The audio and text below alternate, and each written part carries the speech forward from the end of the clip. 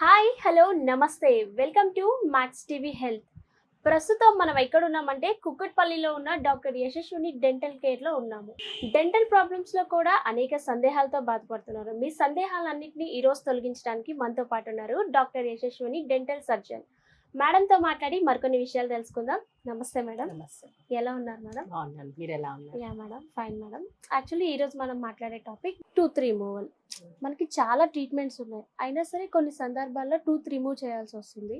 And tooth remove అయిన తర్వాత మళ్ళీ ఆ టూత్ని మనం రీప్లేస్ చేయొచ్చా మేడం? సో మనకి ఇన్ని రకాల పద్ధతులైన ట్రీట్మెంట్స్ ఉన్నా కానీ కొన్ని కండిషన్స్లో పన్ను ఇర్రిపేరబుల్గా అయిపోతుందమ్మా.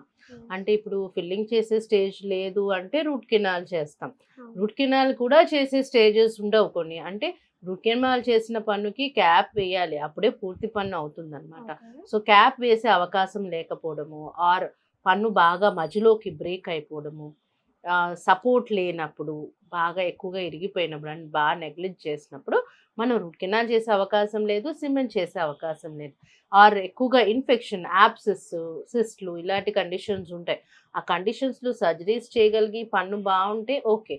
కొన్ని కండిషన్స్లో సర్జరీస్ కూడా సక్సెస్ కావు అని మేము డిసైడ్ అయినప్పుడు అలాంటి పళ్ళు తీసేయాల్సి వస్తుంది అనమాట. టూత్ ఎక్స్ట్రాక్షన్ అంటాం.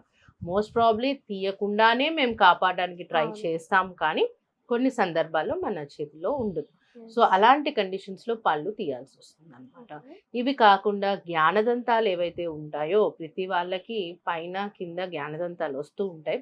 అవి మనకి అవసరం లేని పళ్ళు. సో అవి ఎందుకు ఇబ్బంది పెడతాయి అంటే జనరల్గా జ్ఞానదంతాలు అనేవి 18 ఇయర్స్ తర్వాత వస్తాయి. సో 18 ఇయర్స్కి ఉన్న నోటి ప్లేస్ ఉన్న పళ్ళని ఆక్యుపై చేసేస్తాయి. సో రిమైనింగ్ స్పేస్లో రావడానికి, ఒకవేళ నోటి సైజ్ చిన్నది పంటి సైజ్ పెద్దది అనుకోండి, ఈ పళ్ళు రావడానికి ప్లేస్ లేక మోస్ట్ ఆఫ్ ద పీపుల్కి జ్ఞానదంతాలు అనేవి వంకరగానే వస్తాయి అండ్ అవి చివర్లో ఉంటాయి అన్నమాట.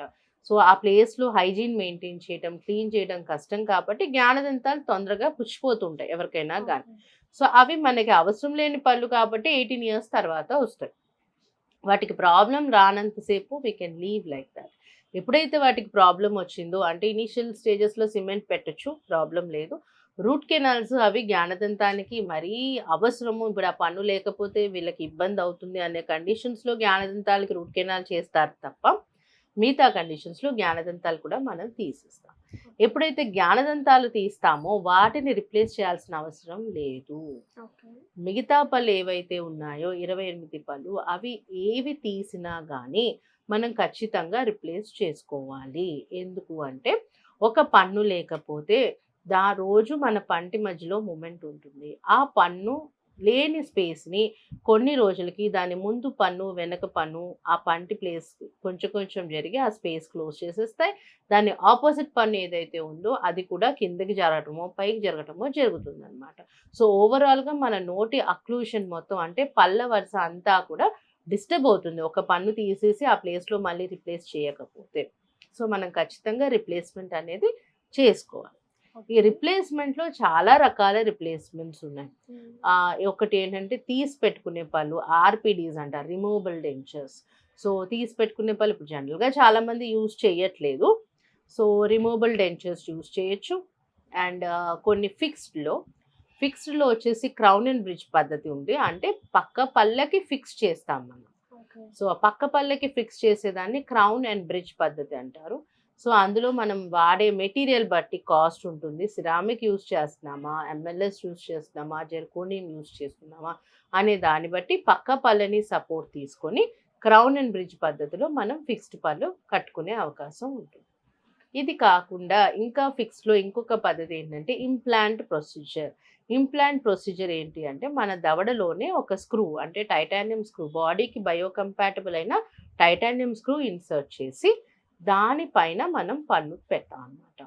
ఇది ఇప్పుడు లేటెస్ట్ అడ్వాన్స్మెంట్. పక్క పళ్ళని ఇప్పుడు క్రౌన్ అండ్ బ్రిడ్జ్లో మనం పక్క పళ్ళని గ్రైండ్ చేసి చేస్తాం. ఇంప్లాంట్ ప్రొసీజర్లో వాటిని ఏమి డిస్టర్బ్ చేయకుండా డైరెక్ట్గా దవడలో స్క్రూ వేసేస్తాము. మన న్యాచురల్ పన్ను ఎలా ఉందో అలా అవుతుంది. ఇంప్లాంట్లో రకరకాల పద్ధతులు ఉంటాయి, మనకి ఏది సూట్ అవుతుందో అది చేస్తాం. ఓకే, నాకు ఒక డౌట్. ఇప్పుడు మీరు జ్ఞానదంతం పనులు తీసేవచ్చు అన్నారు కదా, ఇప్పుడు అది తీసేసిన తర్వాత మిగతా పళ్ళకి ఏం డిస్టర్బ్ అవ్వదా? ఏమవ్వదు, ఎందుకంటే అవి లాస్ట్ పళ్ళు కాబట్టి.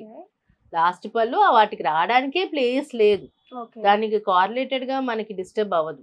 ఓకే సో ఇప్పుడు మధ్యలో పని పోయింది అనుకోండి, అటు ఇటు మూమెంట్ వచ్చి డిస్టర్బ్ అయిపోతుంది. ఓకే అండ్ కొంతమందికి ఇక్కడ టీత్ ఉంటుంది కదా, అవును. ఒకవేళ అది టూత్ రిమూవల్ ఒకవేళ అవ్వాల్సిన పరిస్థితి వస్తే, అండ్ కొంతమంది లేటెస్ట్ ట్రెండింగ్ లాగా లైక్ సిల్వర్ పన్ను, గోల్డ్ పన్ను అలాంటివి పెట్టుకుంటారు కదా. ఉమ్. సో అది రెగ్యులర్ టీత్ లాగే ఉంటుందా, లేకపోతే అదేమైనా డిఫరెంట్ ఉంటుందా? అంటే ఇప్పుడు ప్రెసెంట్, ఒకప్పుడు అంటే సిల్వర్ గోల్డ్ పని పెట్టించుకోవడం అదొక ఫ్యాంటసీ ఉండేది some years together back. So ఇప్పుడు ఏంటంటే మనకి న్యాచురాలిటీకి ఎంత దగ్గర ఉంటే బాగుంటుంది అని పేషెంట్ ప్రిఫర్ చేస్తున్నారు. ఓకే సో మనం వాడే మెటీరియల్ బట్టి న్యాచురాలిటీకి అంత దగ్గరలో ఉంటుందమ్మా. ఇప్పుడు సిరామిక్ ఉంటుంది, ఎంఎల్ఎస్ ఉంటుంది, జెర్కోనియం ఉంటుంది, మోనోలిత్ ఉంటుంది. Okay so depends on the material we use, అంత మోర్ నియర్ నార్మల్గా అనిపిస్తాయి. అంటే కొన్ని మెటీరియల్స్ ఎంత న్యాచురల్గా ఉంటాయంటే నెక్స్ట్ వస్తే మేము కూడా ఈవెన్ వీ కాంట్ ఐడెంటిఫై, అంటే ఇన్స్టెంట్గా చూడగానే ఓకే ఈ పని మనం పెట్టాము అని కూడా ఐడెంటిఫై చేయలేనంత న్యాచురల్గా ఉంటాయి.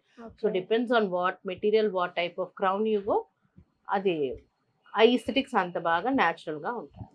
చాలా బాగా ఎక్స్ప్లెయిన్ చేశారు మేడం, థ్యాంక్ యూ.